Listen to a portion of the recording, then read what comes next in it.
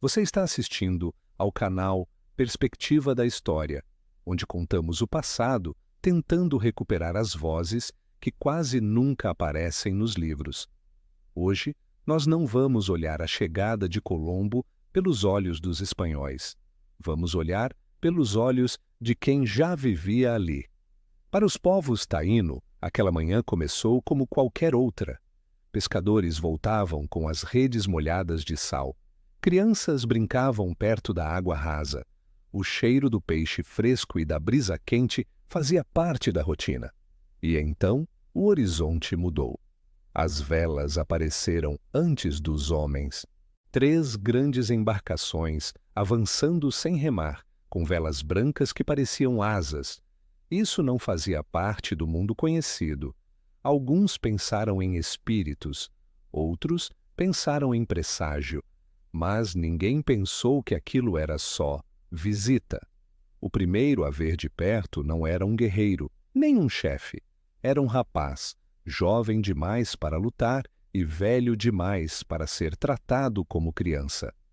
Vamos chamá-lo de Iruá. Ele remava perto do recife raso quando viu uma casa flutuando. Voltou correndo para a aldeia e disse: "Tem uma casa grande andando no mar." Ninguém acreditou, até todo mundo ver. O cacique local, lembrado depois pelos espanhóis como Guacanagari, foi até a praia. Ele não era inocente. Ele era político. Ele sabia quem devia favores a quem. Ele sabia que alianças decidiam sobrevivência. Ele viu os navios e entendeu 2 coisas rápidas. Aquilo não era canoa, e aquilo carregava gente armada. Os estrangeiros desceram em botes menores, pele clara, tecidos escuros cobrindo o corpo inteiro mesmo com o calor. Metal que brilhava no sol. Eles falavam alto, apontavam, tocavam nas coisas. Ofereceram contas de vidro, pedaços de metal polido, pequenos sinos. Um deles levantou um espelho e mostrou para um jovem taíno o rosto dele refletido ali. O jovem riu. Os anciãos não riram. Na versão espanhola, esses primeiros minutos viram. Eles são gentis, abertos, de bom coração. Mas do lado taíno não era ingenuidade, era leitura. Receberam os recém-chegados com comida, água de coco e fruta, porque isso é o que você faz quando não quer luta naquele instante. Receber bem é parte da ordem do mundo. Começar guerra à toa não é sábio. Primeiro, você mede quem está pisando na sua areia. Guacanagari entregou alimento com as próprias mãos. Esse gesto, para ele, marcava que naquele momento não havia guerra. Os espanhóis se curvaram, fizeram sinal de respeito. A aldeia viu e registrou. Eles têm sede, eles têm fome, eles sangram. Ou seja, não são deuses. Mas também registrou outra coisa. Eles sabem fingir respeito. Logo ficou claro o que os espanhóis queriam: ouro. Eles tocavam o próprio peito, apontavam para colares e repetiam a mesma palavra. Ouro, ouro, ouro. Isso causou estranhamento. Para os taíno, ouro era beleza, era símbolo, mas não era o centro do poder. Terra era poder, água limpa era poder, gente unida era poder. Ver estrangeiros obcecados por metal pareceu errado. Iruá reparou em uma coisa que quase ninguém mais comentou em voz alta: medo. Os recém-chegados tinham medo. Eles olhavam demais para os navios, como se os navios fossem abrigo e prisão ao mesmo tempo. Eles pisavam em terra como quem está aliviado, mas nunca relaxavam. Não pareciam donos ainda. Pareciam homens longe demais de casa. À noite, houve conversa ao redor do fogo. Os mais velhos falaram pouco na frente dos jovens. Eles não queriam pânico, mas havia dúvida. Quem são? Por que vieram? Eles pedem abrigo ou já chegaram mandando? E, principalmente, eles vão embora ou vão ficar? Alguns líderes viram possibilidade. Antes da chegada espanhola, já existiam tensões entre grupos diferentes nas ilhas. Havia rivalidade, disputa e também alianças. Havia chefes que sonhavam em ter vantagem sobre vizinhos. Guacanagari, ao que tudo indica, viu nos estrangeiros uma chance de se fortalecer politicamente. Se eles estiverem do meu lado, ninguém encosta em mim. Mas nem todos pensaram assim. Outros chefes viram ameaça direta. Um deles, lembrado depois pelos espanhóis como Caonabo, não enxergou aliados, enxergou invasores. Onde Guacanagari viu ferramenta política, Caonabo viu um risco existencial. Isso é importante. Não existia, os nativos pensavam X.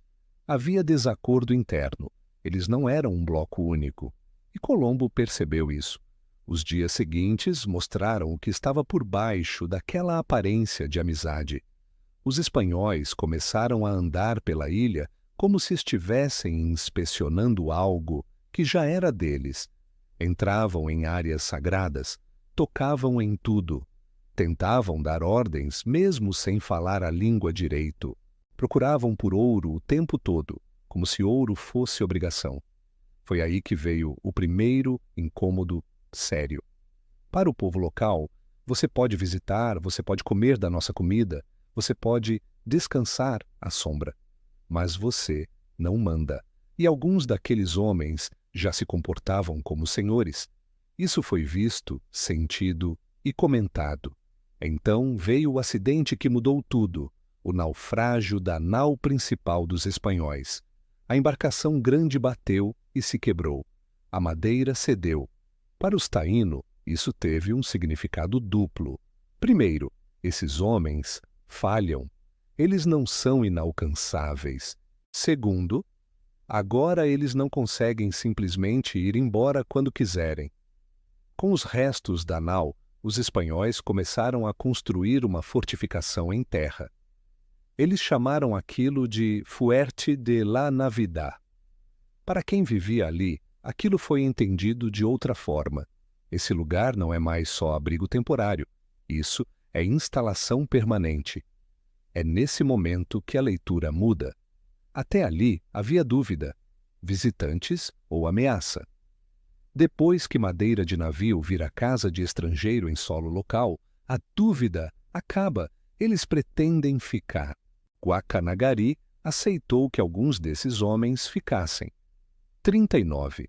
Ele acreditou que, ao abrigar esses homens, controlaria a relação, que teria proteção contra inimigos locais, que manteria sob sua influência os homens que traziam ferro, pólvora e poder que outros caciques não tinham. Para ele, aquilo parecia uma jogada de força. Mas havia outra leitura circulando entre líderes vizinhos. Se eles constroem casa aqui hoje, eles constroem cidade amanhã. Essa leitura mais dura cresceu rápido, especialmente entre chefes que não aceitavam a presença desses estrangeiros nem como aliados temporários. Para eles, aquilo já era invasão. E a aldeia também percebeu outra coisa prática. Colombo iria embora. Ele estava se preparando para voltar ao outro lado do mar e contar essa história como glória. Ele levaria provas, objetos, relatos e até pessoas capturadas para mostrar aos reis. Mas quem iria ficar não era Colombo. Eram homens comuns. Homens que não tinham título, nem freio, nem compromisso político. Homens que já olhavam para as mulheres locais. Homens que já andavam exigindo. Um ancião descreveu assim, mais tarde, segundo tradição oral repetida pelos espanhóis.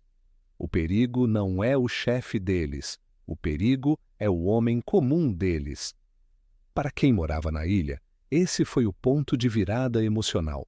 O medo deixou de ser medo de quem são eles e virou medo de eles vão tomar o nosso lugar aqui. Era um medo lento, profundo, que não grita. É aquele medo que olha para os filhos e pensa: eles ainda vão ter o direito de chamar isso de casa? Na noite anterior à partida de Colombo, muita gente ficou acordada olhando o mar escuro. Eles já sabiam que ele prometia voltar com mais navios. Eles entenderam que voltar com mais navios não era visita de amizade, era anúncio de ocupação. Para Iruá, o jovem que viu tudo desde o começo, aquilo teve um peso que ele não sabia nomear. Ele entendeu que o mundo não seria mais só a ilha, e entendeu que isso não era escolha dele. Para Guacanagari, foi cálculo político.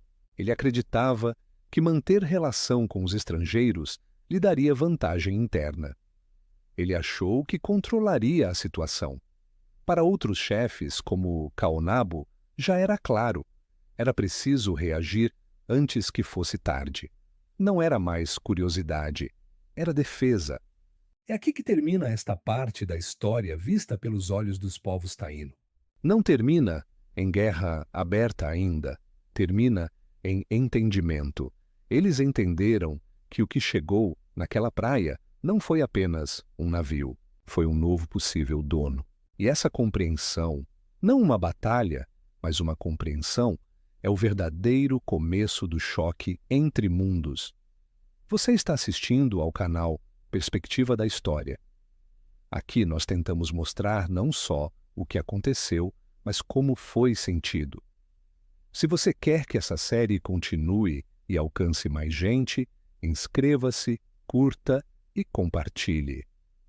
No próximo capítulo, nós vamos ver o que acontece depois que Colombo vai embora e os espanhóis ficam.